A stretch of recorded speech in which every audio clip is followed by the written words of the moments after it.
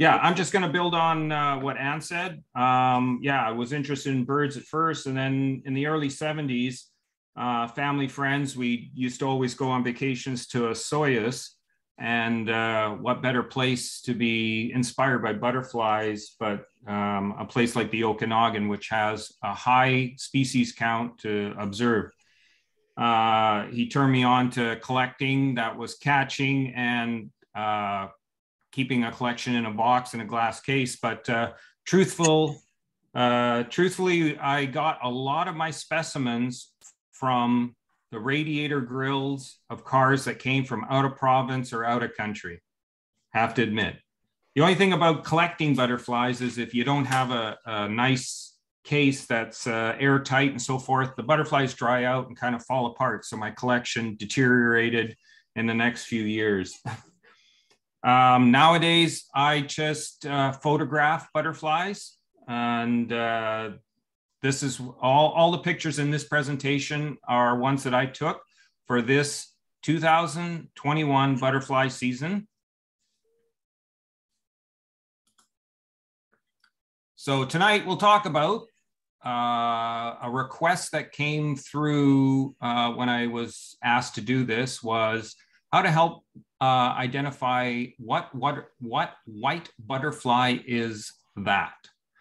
And then we'll go to the three major locations where the majority of the photography of butterflies are in this presentation.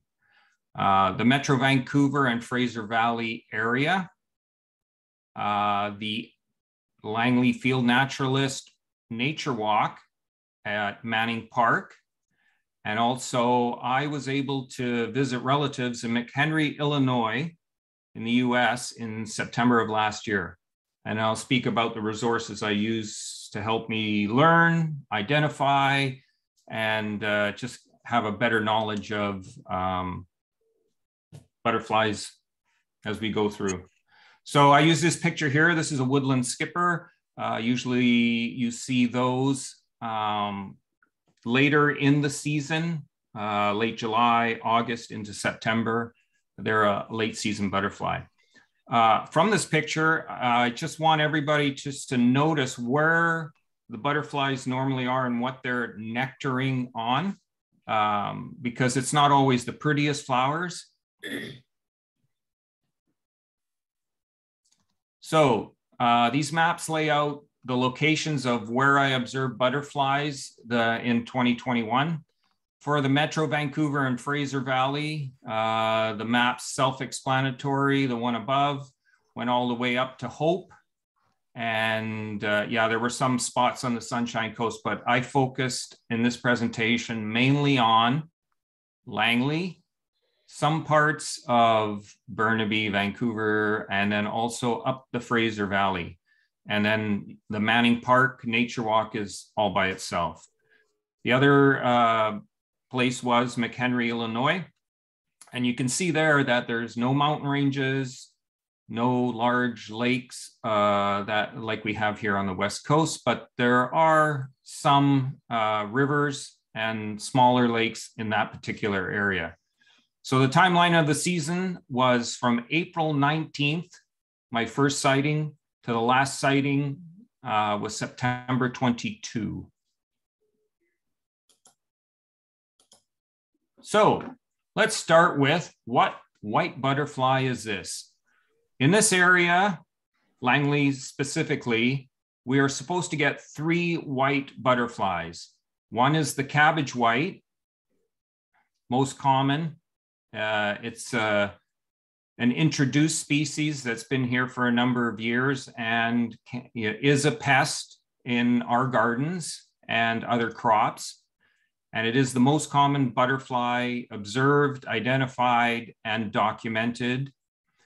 The margin white, which is confused with the cabbage white, is our other dominant butterfly, especially in Langley. I've seen a lot of them. The margin white itself actually looks different throughout the season. The spring margin whites have a different appearance than the summer. So there's multiple broods through the season, and they'll look different because of temperature, the food, a number of factors. And then this is where, if you're looking at them, you can see that the cabbage white, especially the dorsal view, which is when the wings are spread completely out and you have a top view, that's called the dorsal view. The bottom views are called the ventral view, and that will really help with certain butterflies to identify them. Looking at the margin white, the veins on the wings normally have some form of dark scaling, accentuating those veins. The cabbage whites will not. So that's one very good way to tell the two most common here in Langley apart. Now, it's hard to see that on the wing. Two ways of doing that is photography in this case, or having a net and catching the butterfly and having a closer examination of that butterfly. The third butterfly on the right, the pine white, I have an asterisk beside that because it is mentioned in the Butterflies of Langley handout, but I was unsuccessful in finding the pine white this past season anywhere in Langley. As a caveat, I am still discovering different places to go for butterflies, like meadows, the type of environment that would attract it. And pine whites in particular, related to their name, stay around pine trees. If there's not a large stand of that type of tree, you won't find very many of them. In these pictures, I've tried to represent each one with male and female. It depended on what I had photographed and what view it was. But for the pine white, going back to it, the male is more white, and you can see that it has far more black on its wings. It'll be easier to identify from the other two just because of that.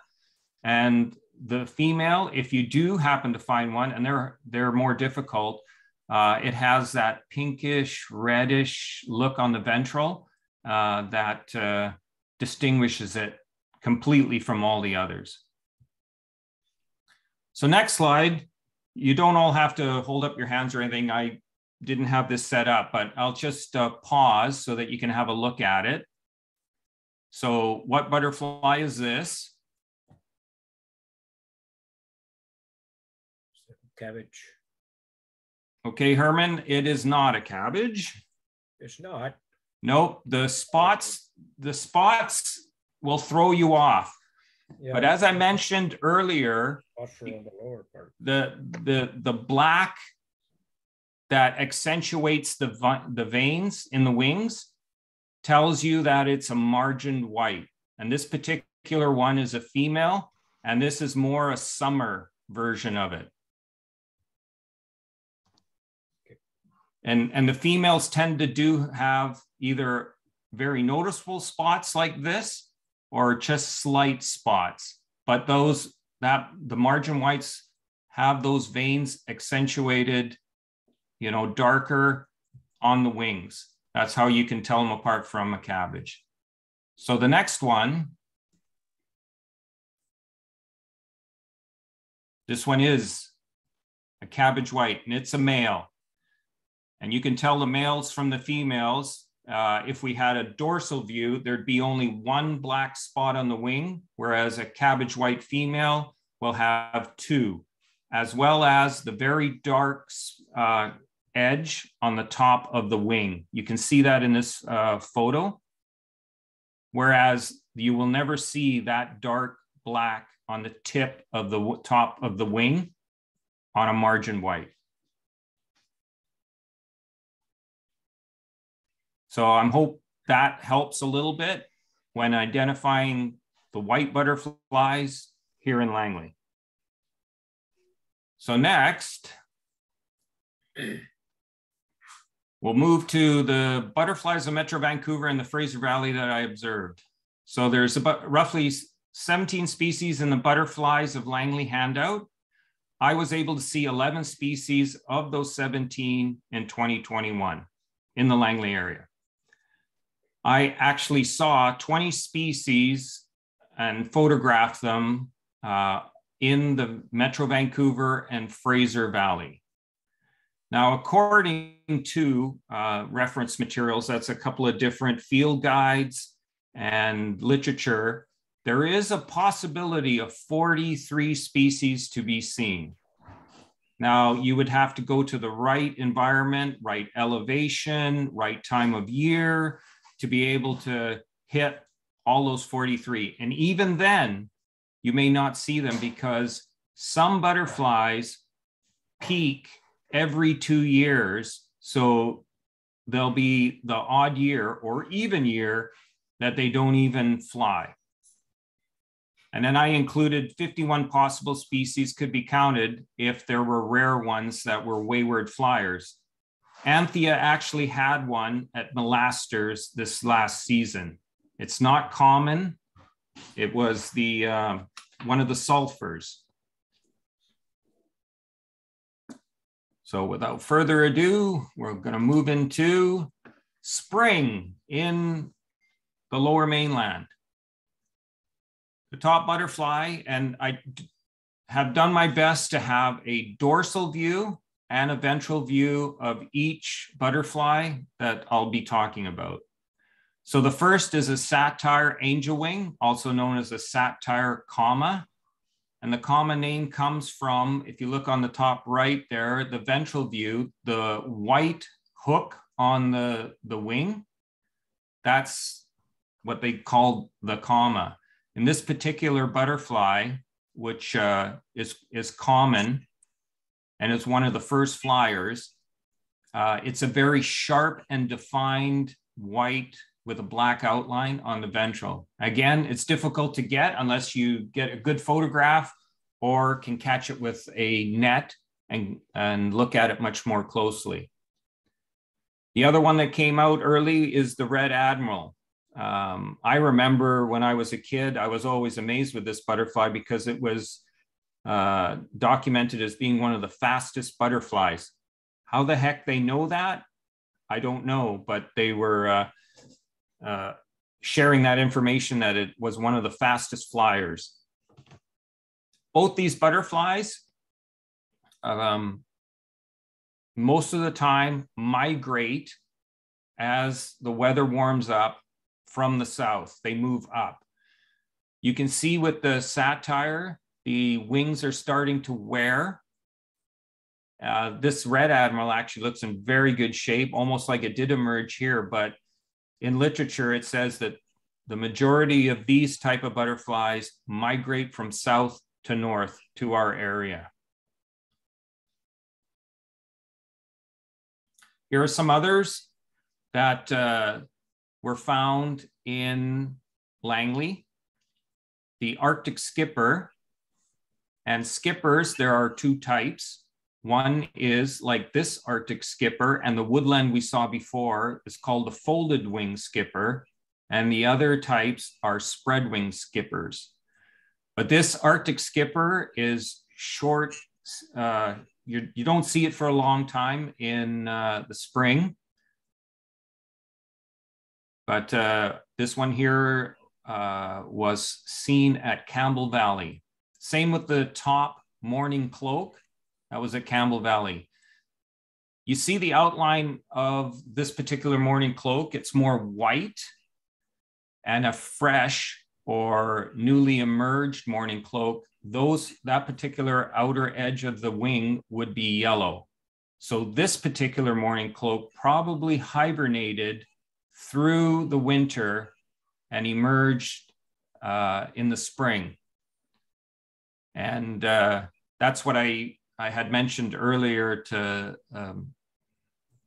somebody, that there were 2 sightings already this year on those warm days we had roughly a week ago, and they were both morning cloaks because they will emerge in winter if the days are warm enough, And once it cools off, they go back into hibernation. They find a wood pile, a piece of bark that they've been hiding behind on a tree, and then they wait till it's warm again. The two at the bottom are mating. I caught that in East Vancouver, two fresh ones.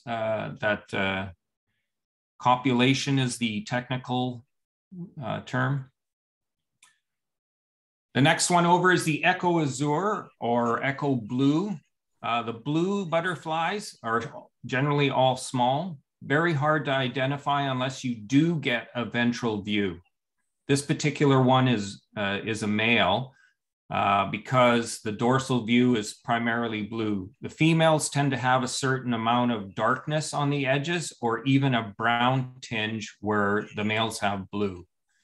This one was also, I captured at Campbell Valley.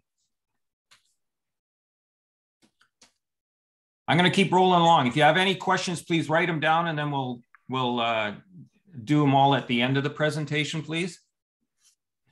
So as the season rolls along, we get these beauties coming out. So this is June-ish time frame. Yeah, May, June.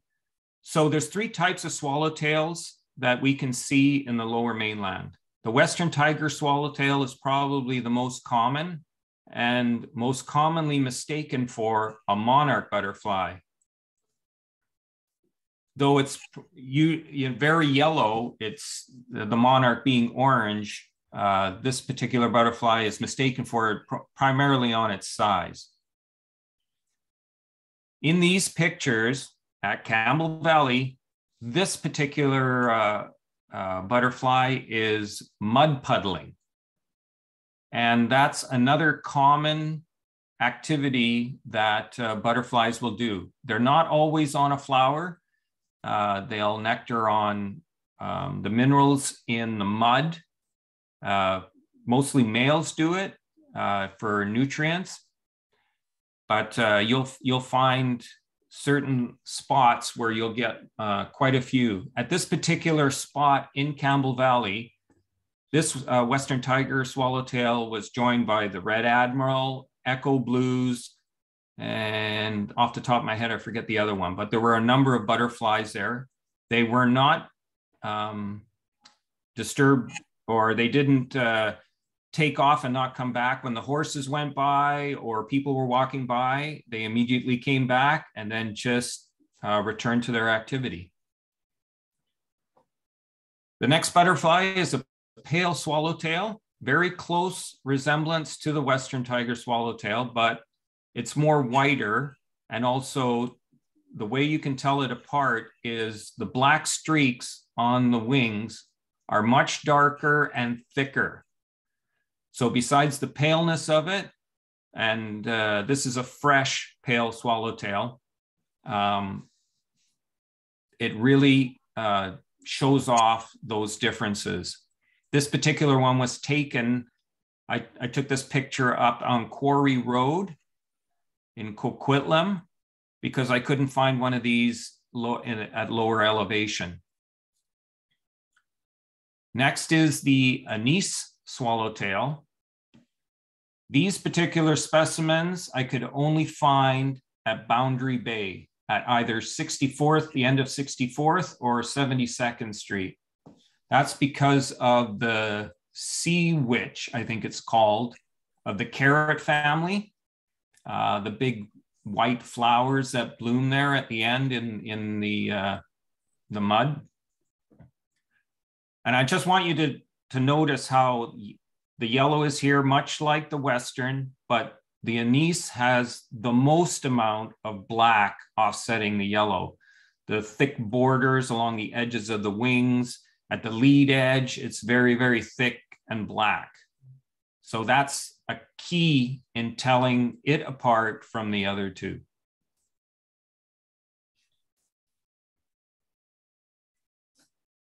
Again, later on, this is late June, July. On the left is a Lorquin's Admiral. He is now mud puddling at the same spot the Western Tiger Swallowtail was at, and the Echo Azures in Campbell Valley. This is a beautiful, beautiful butterfly. I think Anne mentioned it to me, how it can be mistaken for the monarch as well, with all the white in the ventral view. It can be very territorial. So if you disrupt it by walking by, it'll just fly, a number of feet, turn around and come back, and just keep going up and down the same pathway where you found it. So if you were trying to get a couple pictures of it, you'd have no trouble because it would always come back. Next is the purplish copper. These ones I found at Boundary Bay, 72nd, 64th. You can also find them at higher elevation on Seymour Mountain when no one is up there on the ski slopes. I think I found these ones at the Tubing Hills. That's probably the best place to find this particular butterfly, or like I said, Boundary Bay. Another introduced species is the one on the right, the European skipperling, or Essex skipper. It was introduced not so long ago, not as long as the cabbage white. It's a very plain skipper. It's another folded wing skipper. But these ones you can find in Langley, everywhere. I found these ones in ditches, fields. They're just everywhere.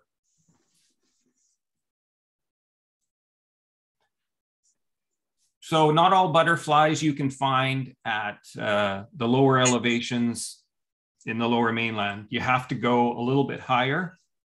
And for these particular butterflies, I went towards Hope and went up Silver Lake Road to Silver Lake Provincial Park. And these butterflies are all either on the road or in the ditches on the side. You can see the flowers. They're just the weedy type of dandelion-like flowers that they find and they nectar on. The first one, the Claudius parnesian, is a beautiful white butterfly.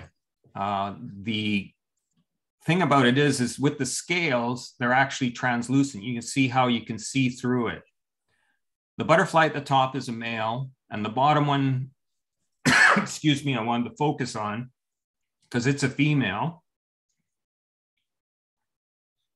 And this particular female, I was fortunate enough to get a very good picture of, because if you look at, I hope you can see my pointer here, on the end of her abdomen is this white casing or cap. Yeah. Now the fancy word or technical term for it is, I hope I say this right, Asphragus. It's called Asphragus. And Lisa actually had a good term for it. It's like a chastity belt. And it's put on there after mating with a male Claudius parnesian, so that that particular male is the only one that mates with this female, and then she goes on with only his donation to lay eggs. But yeah, I was fortunate to get this picture with this particular female in this state. Oops, I have to go back here. The one at the top is a Cedar Hairstreak. Very, very small butterfly. Larva feeds on cedar and also juniper. And there is quite a bit of confusion and a lot of changes over the years when it comes to the naming of this particular butterfly. But you can see here the tiny little tails, and those are there for the new and fresh ones. But as they fly about, they get quite worn, they lose the tails, and they're even harder to identify as they get on in life. The Perseus dusky wing. Now this is a skipper. This is a spread wing skipper. I found lots of these on the roadside on Silver Lake Road. I don't have much to say about them because I don't know too much about them, but other than that was a new one for me. It's the first one I've seen. And I look forward to this upcoming season to try and get a few more, because there are a couple of other spread wing type skippers that fly in our area. The one on the right is the Melita crescent, another smaller butterfly, but beautiful all the same. This one was seen at the Silver Lake Road as well. The crescents can be hard to identify by just looking at the dorsal view. These particular butterflies tend to stay like this when they're sitting. So getting a ventral view is very difficult, which would give you 100% identification. So bear with me, I'm just going to go through here to get to the next slide. So I wanted to finish off the Metro Vancouver area with this pleasant surprise I had. I believe it was on August 14th. A Cedar Hairstreak, which was not named in the brochure for Langley butterflies, but showed up in my yard. And I seen one prior to that at Cedar Rim Nurseries on the cedars there. And like I said, it was quite a surprise to see it here in my yard. I live in Brookswood. And you can see the coloration here. This butterfly was more than happy to nectar on the Pearly Everlasting. And just of note, if you plant the right kind of flowers, they will come. So this particular one, I have Pearly Everlasting. This one is in a pot. I'm planning on planting it in my garden as I build. I have a few other plants that are pollinator attractants. So I'm hoping for a very good year, this one coming up. So I got a little, this one here was taken with a macro. And the only way to do that is with a very patient subject, and this butterfly was. And also I was able to get this video with my phone. It's kind of cool. You get to see the action.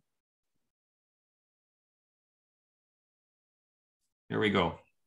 Just thought I'd throw that in there for you. So the Langley Field Naturalists go to Manning Park. We saw 17 species there. We missed a couple, we thought, but 17 confirmed. And I've got, I think, pictures of about 14. So first of all, we'll start with the Fritillaries. Well, that's how I say the name, Fritillaries, but there are a couple of different ways to say that. These three, two of them are part of the least or lesser Fritillary group, and one is the greater Fritillary group. And the Habisch Fritillary is of the greater. I believe it's just by size, but I'll have to do some more digging to find out why. It's two places in my field reference guides.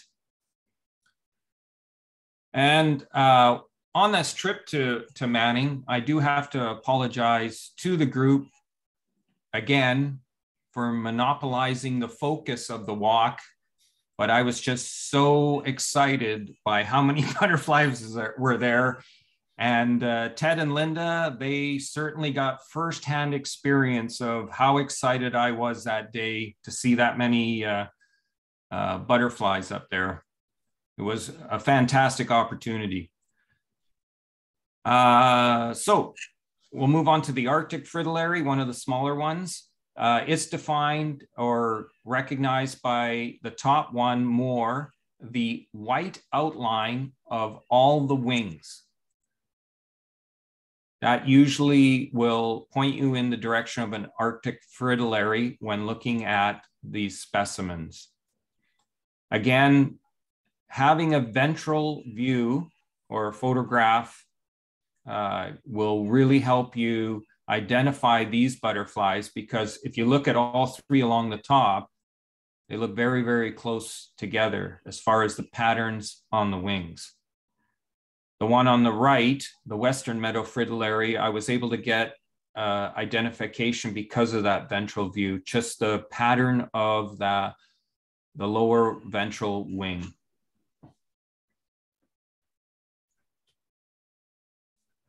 Next, we have folded wing skipper, one of the common ones. We saw many of these up there in Manning. This is a common branded skipper. A lot of bold patterns on the ventral wings, the white patches really defines it from any skipper we see in the lower mainland. Now the blues, the top middle one is a Bois Duval's blue above. You can see the pattern difference on the wings compared to the one lower, which is an Anna's, and that's a male. The Anna's on the right is a female. You can see how that's not blue like any of the others. And then I just want to focus in on this particular one because the Anna's blue has some really cool scales. If you can see it on the lower ventral there, the reflectiveness, yeah, that turquoise, yeah, and it's called Scintilla, is one feature or characteristics that only a few butterflies have. That the scales reflect like that. And I just wanted to point that out because, again, lucky to capture that. And also the photo bomb from the wasp in the right there. He decided he wanted to be in the picture as well. All right, the other butterfly we saw a lot of was the Checkerspot. Now, these particular ones, I was able to get confirmation through iNaturalist. Again, didn't have any ventral views, the side view to confirm it, but one of the more common ones up in Manning Park is Anicia Checkerspot, and the other one is an Edith Checkerspot. This particular family of butterflies, if you go through a couple of the different references, the names have been changed a multitude of times. The butterflies have been lumped together and then separated depending on which field guide you use. So I don't want to get too much into that, but it's just something, if you want to get more into butterflies, you'll find that depending on what book you're looking at, it will determine how they categorize and name that particular butterfly. The one at the bottom is a Sarah's orange tip. Was only able to get this view shot, but if you could get the wide or the dorsal view, it's got beautiful orange spots on the upper wings with a little bit of black on it.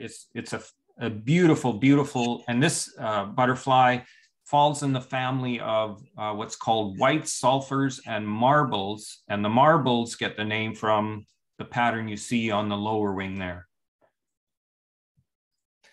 Now, the Vidler's Alpine was a special find for me and could only get a long shot or a faraway shot, but these ones happen to turn out okay. There is another Alpine, it's called a common Alpine, but it doesn't fly too far west. It's more in the interior. But this one was special for me, and we didn't see a lot of them.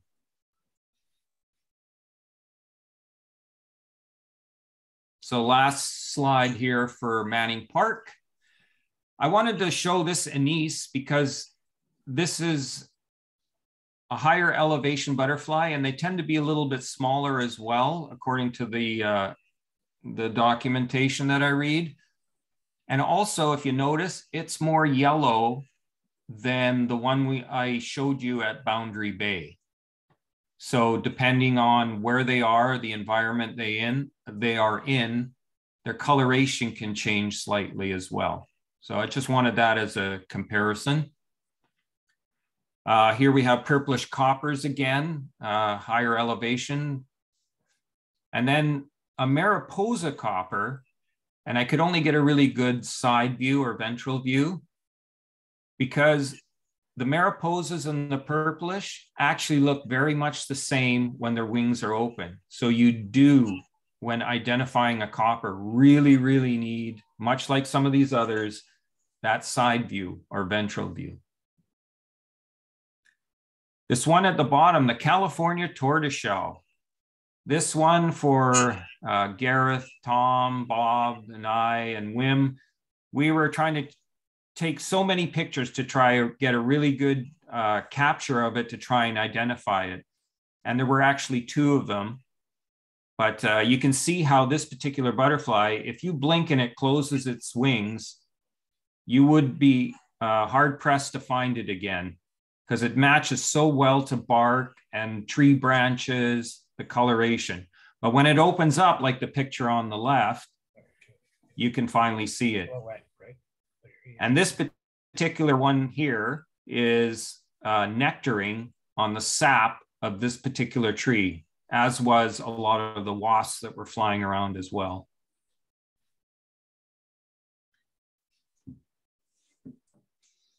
Holy smokes, have I taken that long? Okay, I'll speed it up. So my trip to McHenry, Illinois, I observed 9 species there. I've been there before, but this one was probably the best. So it has some similar butterflies that we have here in the West. The clouded and orange sulfur, in theory, we can see here, but more times than not, we'll see it when hay is shipped from the Okanagan and the larva or, now I've lost the word to myself. Pupas. Thank you. Is within the hay, and then it emerges here and you see them flying around. Their primary food source is alfalfa, and I know I've asked a few people out here that have properties, they don't grow alfalfa here. So we're not going to see them readily. The silver-spotted skipper is the largest skipper in North America. It's a beauty, you can't miss it. And in theory, we're supposed to be able to have them here, but would have to research the food source to see if they would.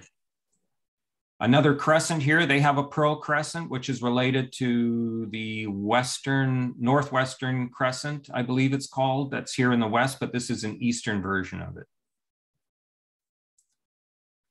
More blues, they have an eastern tail blue. You can look down at the bottom left there. You can see the tails on it. Also, again, the pattern is different with dots, and this one has orange on it. They have their versions of fritillaries as well. That's a male and a female, one darker and one lighter. And I just wanted to throw the red admiral in here because this is a North American wide butterfly that this one here is a fresh one. I mean, the colors are just spectacular on it. And of course, what butterfly presentation would be without a monarch, the royalty of butterflies. Now, we used to have monarchs even in BC, even in the Okanagan.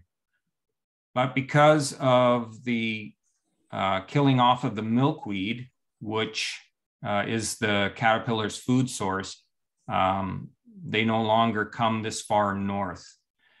And I believe in Washington State, they get maybe a couple of sightings every year. But encouraging is the amount of the ones that migrated to Mexico and to California. One of the places that I visited in the off season in San Luis Obispo is, I think the count was something like 250,000 monarchs were wintering down there. And they haven't seen those kind of numbers for many, many years. But this is a female. It's, I mean, the butterfly is absolutely beautiful. I'll just run these. I took a couple of videos here. And this particular one, I believe, is Arnica, which is a flower that we have here as well. I think we find that I find it at Forceland. I believe Anthea told me that the flower that blooms there is Arnica. And this one here is, there's actually two monarchs in there, and that's Canadian goldenrod, which is what the monarchs rely on as a pollen source as they migrate from north to south.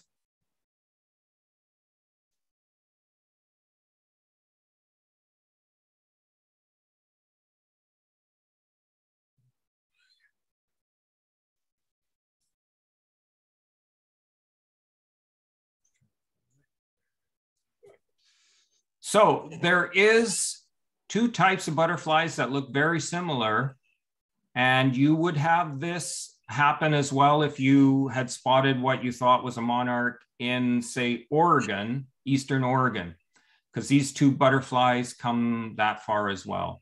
So the top one is a monarch.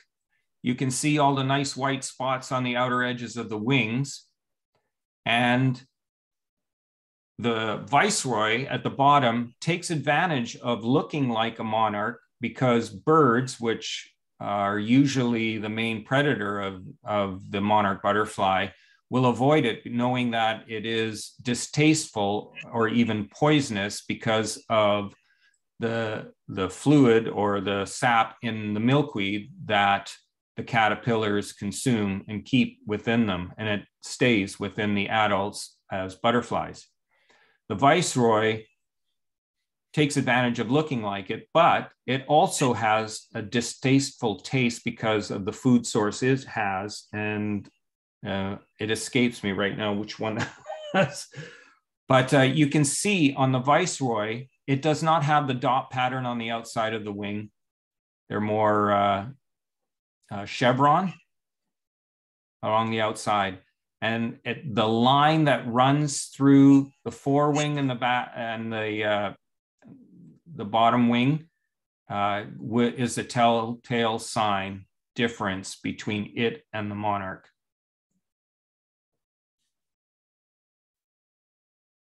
And that's it for the butterflies. These are the, I'll just go over the resources that I use when I'm identifying butterflies.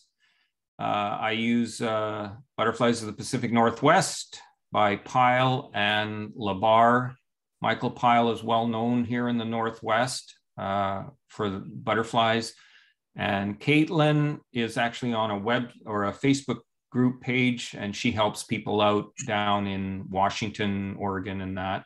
And she provided the majority of the photography for that book. It's an excellent field guide.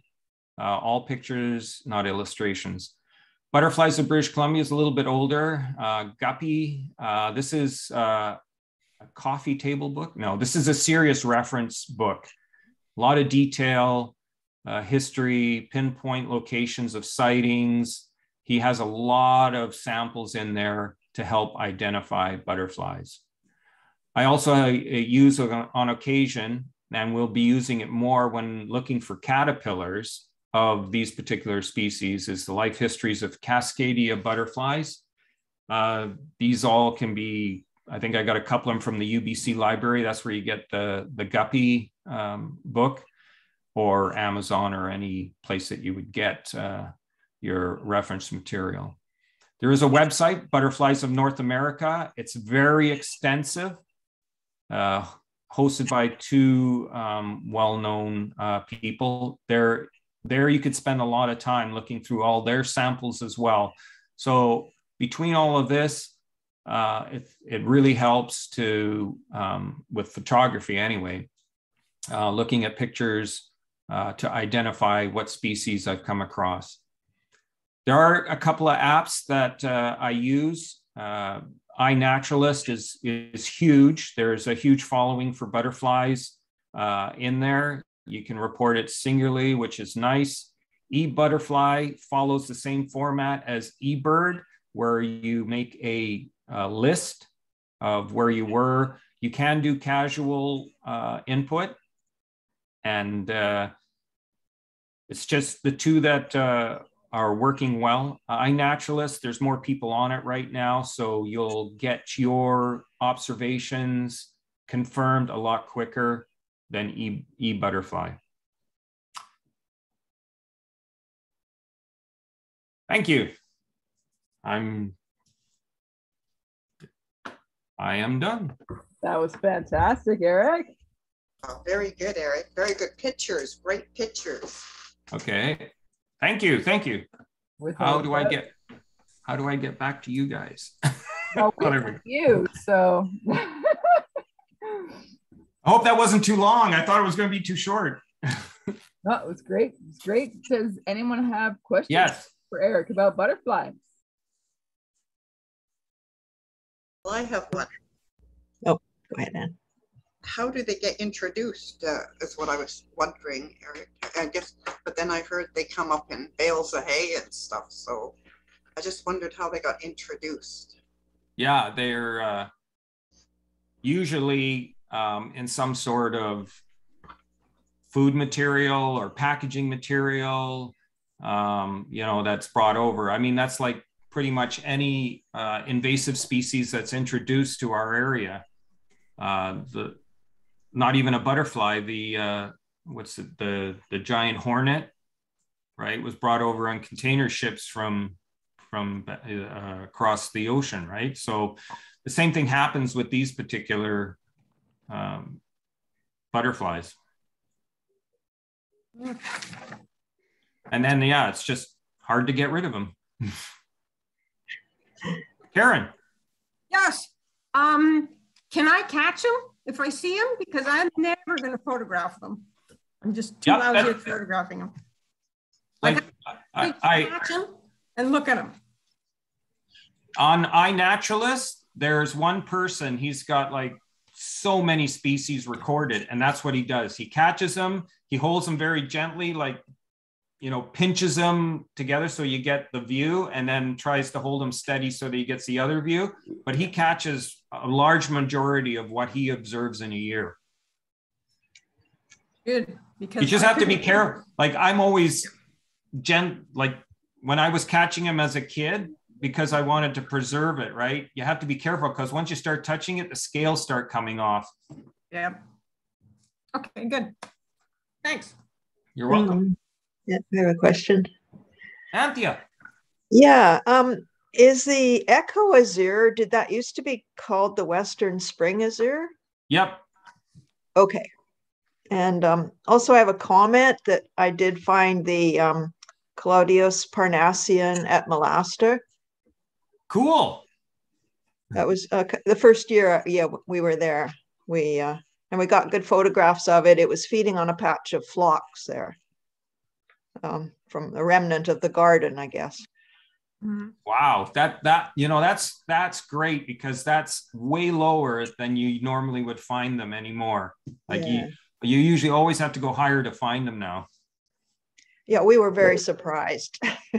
Well, I was shocked when like I went out there the next day when you found that sulfur out there too this last season.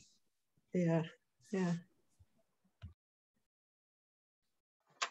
Anybody else? Yeah, I was curious, like, you had the video with your cell phone, but what lens do you use in most of your photos? Okay, so I'm trying to remember here. I used a shorter, for the butterflies, I don't like to use my long lens because you have to stand at least 6 feet away. So it'll be one of my Canon camera bodies with a 300 millimeter Canon, or I have a 105 millimeter macro. Right. Yeah. That's what I use, a 300 millimeter too. I find that's good for butterflies. Yeah. Any kind of insect. Yeah, but the big long lens. A shorter lens, you can't sneak up on them. Like, I find the 300 is good for sneaking up on them because they fly away so easily. Oh yeah. Patience, man. Patience is a key. I just wanted to remark that for the red admirals, I have observed them twice in my carport overwintering. So sometimes they overwinter in BC. Oh, That's good to know. Eric, in the beginning, you said how many butterflies there were. How many butterflies are there in BC? Do you know that? The total of them? Just the different species? The total of them? I'd have to look that up. Okay. Yeah. That's fine. I mean, I could just use Guppy's book, like in the beginning, he'll talk about how many species that he's documented. But as I mentioned before, every book either has butterflies lumped together or they decide that they're going to separate them. So the numbers are fluid all the time, depending on who brought out their latest field guide or reference book, right? Is there about 400 or 300, you figure, or different species of butterflies? I think it's 300. Oh, okay, that's good enough, Eric. I think. Now you're going to make me look. No, you don't have to. I just wondered. See, I have this like right beside my desk all the time. And anyone else that knows can chime in too. We do have lots of people that know. Yeah. Nobody else is chiming in. Okay. Well, while Eric looks that up, I just wanted to note that you had a couple thank yous on the chat there, Eric, from Lee from the White Rock Delta, and Marion's asking when the next Manning trip is. I answered that. Oh, wonderful! Thank you. We usually go to Manning in the summer. We can't go until the snow's gone, and usually that's towards the middle end of July. So that's when you go to Manning. Perfect. And then Lisa sent a wonderful presentation. Thank you, Eric, as well through the chat. Yeah. Lisa, they say there's about 187 species of butterflies in BC normally, but some years there's up to 264. There we go. There we go. I have the answer. Thank you, Ted. Need a librarian. Yes. Yeah. See, the man's a librarian. He knows how to find his references. Thank you very much. Thank you very much, Eric. It was very, very good. We enjoyed it. I loved all your pictures. All right. I'm glad you enjoyed it. Yeah. Very, very inspiring. Thank you very much. Hey, there's something else, John. There's something else that. Absolutely. Thank you. Making a 4%. Yeah. Any other questions? I heard that, Bob. Oh, good. I've graduated from 1%er to 2, maybe 6%. Good stuff. Alrighty, guys. Thank you so much. I hope everyone has a wonderful rest of your February. Almost done. I can't believe it. And have a great rest of your night. Well, Count some birds this weekend. oh yeah. Great backyard bird catch tomorrow, guys. Thank you, Eric. Good night. Thanks, Eric. Well done. Thanks, Eric.